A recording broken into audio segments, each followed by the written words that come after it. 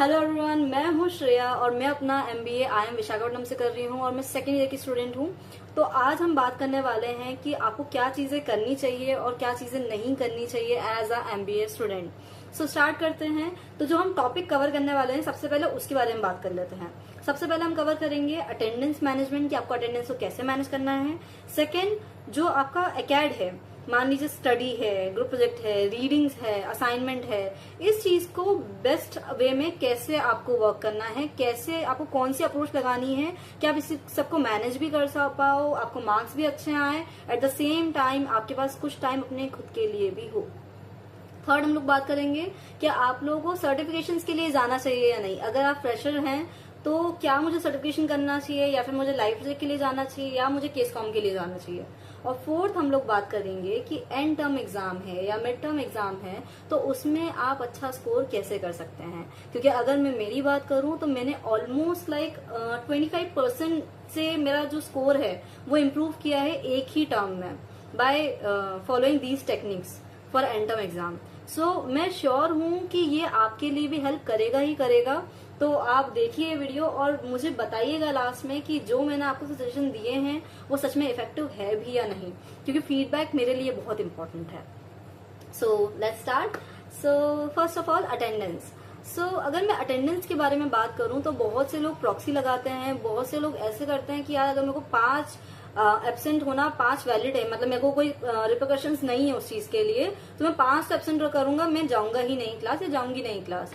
But ये गलत है, क्योंकि अगर मैं मेरी बात करूं तो मैंने फर्स्ट ईयर में ये बहुत किया है और उसके बहुत बुरे मुझे रिजल्ट्स मिले हैं।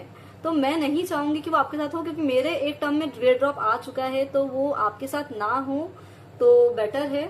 तो बिल्कुल प्रॉक्सी के लिए नहीं जाना है और अटेंडेंस जितना हो सके मैनेज करो, क्योंकि इसके बहुत सारे प्रॉज हैं।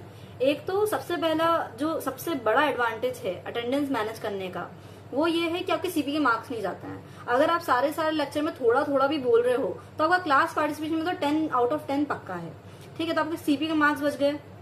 सेकेंड, जो ग्रुप प्रोजेक्ट है उसके बारे में आपको डिटेल में पता होगा कि यार क्या करना है क्या नहीं करना है, मैम ने क्या बोला है करने के लिए, तो आपको पता है कि उस ग्रुप प्रोजेक्ट को किस डायरेक्शन में लेके जाना है। क्योंकि हो सकता है कि इवन इफ अगर ये ग्रुप प्रोजेक्ट है तो हो सकता है कि पूरा की पूरा बर्डन आपके ऊपर आ जाए, क्योंकि जरूरी नहीं है कि एक ग्रुप में सारे के सारे बच्चे स्टूडियस हों। कई लोग फ्री राइडर आते हैं, कई लोग बहुत ज्यादा बिजी आते हैं कि वो काम ही नहीं कर पाते हैं ग्रुप में। तो देखो, आपको ये ध्यान देना है कि दूसरों की वजह से आपका स्कोर नहीं बिगड़ना चाहिए। तो आप एटलीस्ट खुद के लिए रिस्पॉन्सिबल रहो कि यार अगर कोई और नहीं काम कर रहा है तो एट द एंड मुझे तो काम करना है, तो उसके लिए मुझे पता होना चाहिए कि यार मैम ने क्या बोला है और क्या नहीं बोला है। फिर सेकेंड में बात करूं असाइनमेंट की, तो असाइनमेंट बहुत से लोग जो है, और इवन ग्रुप प्रोजेक्ट भी बहुत से लोग चैट जीपीटी से बना रहे हैं। तो मैं ये कहूंगी कि यार चैट जीपीटी यूज करो, सब लोग यूज कर रहे हैं, आप भी यूज करो, बट एक लिमिट में यूज करो। क्योंकि अगर आप बहुत ज्यादा चैट जीपीटी यूज करोगे तो आपका माइंड काम करना बंद कर देगा और आपको बार बार ये लगेगा यार इसके लिए भी चैट जीपीटी यूज कर लेता हूँ, उसके लिए भी चैट जीपीटी यूज कर लेता हूँ, और एट द एंड आपको एग्जाम में चैट जीपीटी नहीं मिलने वाला है। इनको ट्रेनिंग देनी है कि कैसे रीडिंग का एनालिसिस किया जाता है, कैसे उससे इन्फ्रेंस निकाले जाते हैं, क्या एनालिटिकल स्किल्स लगती है। तो विद टाइम अगर आप अपने असाइनमेंट और ग्रुप प्रोजेक्ट को ज्यादा खुद से करोगे rather than chat GPT use करने से, तो उससे क्या होगा ना कि आपका माइंड जो है ट्रेन हो जाएगा एग्जाम में वही चीज सेम टू सेम करने के लिए। तो आपको एग्जाम टाइम में उतनी दिक्कत नहीं आएगी अगर आप अपने प्रोजेक्ट और असाइनमेंट को सीरियसली लेते हैं तो। हाँ, अगर बहुत ज्यादा हेक्टिक शेड्यूल चल रहा है देन आप चैट जीपीटी के लिए जा सकते हैं, बट आप उसमें एक चीज ध्यान रखें कि अगर आप चैट जीपीटी यूज कर रहे हैं तो जो सबको मार्क्स आएंगे वही आपको मार्क्स आएंगे। अगर सबको 10 में से 6 आ रहे हैं तो आपको भी 10 में से 6 मार्क्स ही आएंगे, तो आप कहीं भी उनसे आगे नहीं बढ़ने वाले हैं। तो अगर आपको किसी से आगे बढ़ना है तो आपको ज्यादा काम भी करना पड़ेगा, ज्यादा एफर्ट्स भी लगाने पड़ेंगे। थर्ड में बात करूंगी कि हमें जो है ये सर्टिफिकेशन कोर्सेज के लिए जाना चाहिए या नहीं, क्योंकि कई लोग एमबीए में जब आते हैं तो वो एज अ फ्रेशर आते हैं, तो उन्हें ये लगता है कि यार जो मेरी प्रोफाइल है वो तो बहुत ही खराब है। दूसरे लोग तो 3-3 साल का वर्क एक्स लेके आए हैं, मार्केटिंग में वर्क एक्स है उनका, बहुत सारे सर्टिफिकेशन करके रखे हैं, एक्स्ट्रा करिकुलर बहुत ज्यादा है उनका, लाइफ प्रोजेक्ट करके रखे हैं, और मैंने तो कुछ भी नहीं किया है, तो मैं इस चीज को कैसे हैंडल करूं। तो मैं ये कहूंगी कि इसमें डिपेंड करता है कि आप अभी कौन से सिचुएशन पे हैं, कौन से ड्यूरेशन पे है, कौन सी डेट पे है। मान लीजिए कि आपकी इंटर्नशिप का जो पूरा प्रोसेस है वो 1 महीने में स्टार्ट होने वाला है, तो अभी आप सर्टिफिकेशंस के लिए नहीं जा सकते। क्यों नहीं जा सकते? क्योंकि बहुत से सर्टिफिकेशंस जो होते हैं वो या तो 3 महीने के होते हैं, 6 मंथ के होते हैं, और मेन तो हमें ब्रांड, मतलब जो अच्छे ब्रांड के सर्टिफिकेशन है उनके लिए ही जाना है। क्योंकि मान लीजिए कि आपने 1-2 हफ्ते का कोई सा सर्टिफिकेशन कोई सी भी ब्रांड से कर लिया, तो वो आपके रेज्यूमे में वैल्यू क्रिएट नहीं करने वाला है। क्योंकि जरूरी नहीं कि जो इंसान आपका इंटरव्यू ले रहा हो वो उसमें कुछ वैल्यू देखे। तो अगर आप चाहते हैं कि आपके एफर्ट्स का आपको पे ऑफ मिले, तो आप पहले तो अगर जा रहे हो सर्टिफिकेशंस के लिए तो अच्छे सर्टिफिकेशंस के लिए जाओ, और अगर आपके पास टाइम नहीं है, सिर्फ 1 महीना बाकी है, 15 दिन बाकी, then don't go for certifications, rather you could go for live project. Case comp भी मैं सेकेंडरी बोलूंगी, प्राइमरी यही है कि आप लाइव प्रोजेक्ट करें, क्योंकि लाइव प्रोजेक्ट क्या होता है, कई बार 2 वीक का भी आता है, 1 मंथ का भी आता है, और उसमें मेन तो आपको एक्सपोजर मिलता है दूसरे लोगों के साथ काम करने का। और अल्टीमेटली जब आप कंपनी में जाने वाले हैं तो भी आप अकेले वहां काम नहीं करेंगे, आपको लोगों के साथ ही काम करना है। तो बहुत अच्छा है कि अगर आप अभी से ही वो स्किल्स अपने आप में बिल्डअप करते जाएं। तो लास्टली हम लोग बात करने वाले हैं एंड टर्म एग्जामिनेशन, कि एंड टर्म एग्जामिनेशन को हम कैसे टारगेट करें कि हम उसमें ज्यादा से ज्यादा स्कोर ला सकें। तो इसमें अटेंडेंस का बहुत बड़ा रोल है। अब वो कैसे रोल है, क्योंकि क्या होता है कि अगर मैं बात करूं IIM की, तो हमारे पास एक टर्म में 6 सब्जेक्ट होते हैं। अब 6 सब्जेक्ट के पहले तो कोर्स पैक है, 6 बुक हैं, काफी मोटी मोटी बुक्स होती हैं, 6 कोर्स पैक हैं और 6 बुक हैं जो कि बहुत बड़ी बड़ी बुक्स होती हैं, बहुत लेंदी लेसन होते हैं उसके, ठीक है। इसके अलावा हमारे पास असाइनमेंट भी है, ग्रुप प्रोजेक्ट भी है, एक्स्ट्रा करिकुलर भी, बहुत सारी चीज है।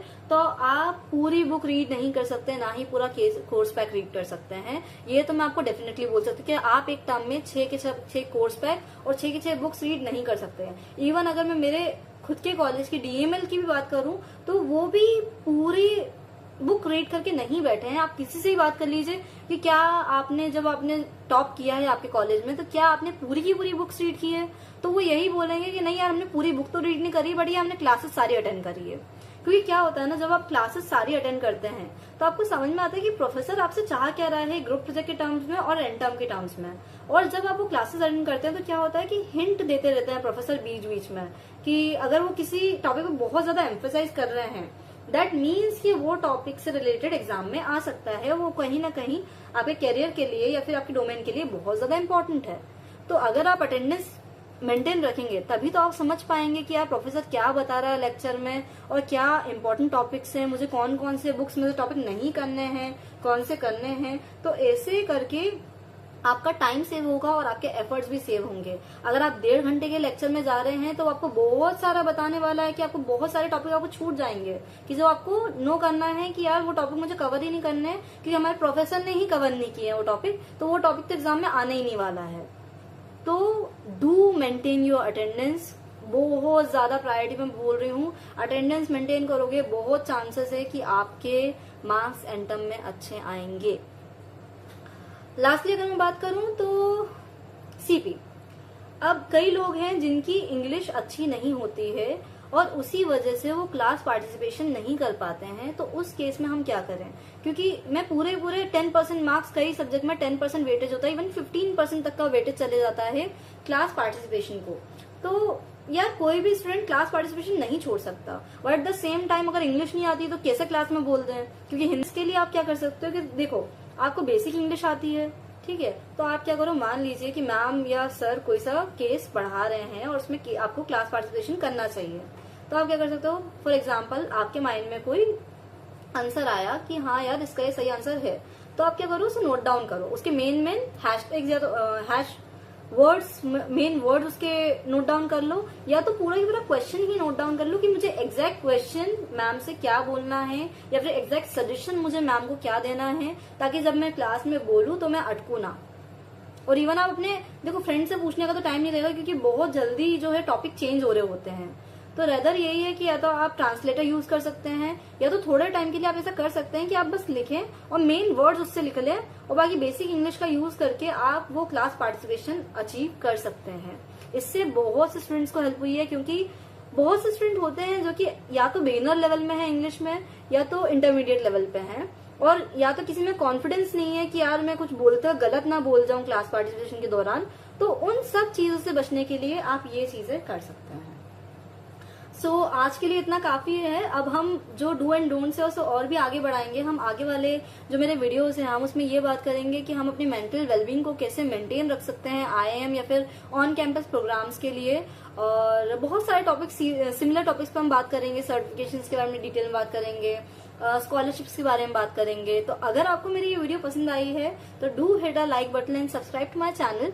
एंड आप लोग प्लीज बताइए कि आपको ये वीडियो हेल्पफुल लगी या नहीं कमेंट सेक्शन में, क्योंकि ये बहुत मैटर करता है मेरे लिए।